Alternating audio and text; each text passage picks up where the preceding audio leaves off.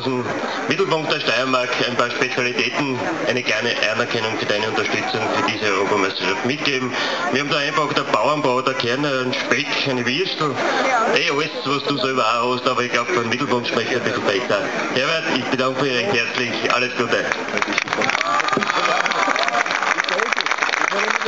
Ein gesunder Gruß aus der Steiermark für unseren Herbert Gubernik. Danke auch für seine Unterstützung bei der Ausrichtung dieser Europameisterschaften.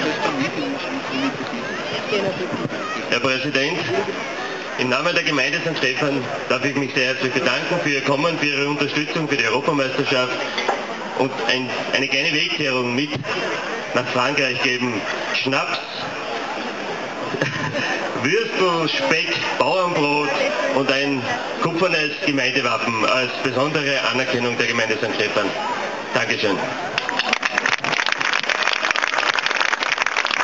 Auch für RB de Londres ein Geschenk aus dem Herzen der Steiermark, aus den Händen unseres Bürgermeisters Fritz Angerer.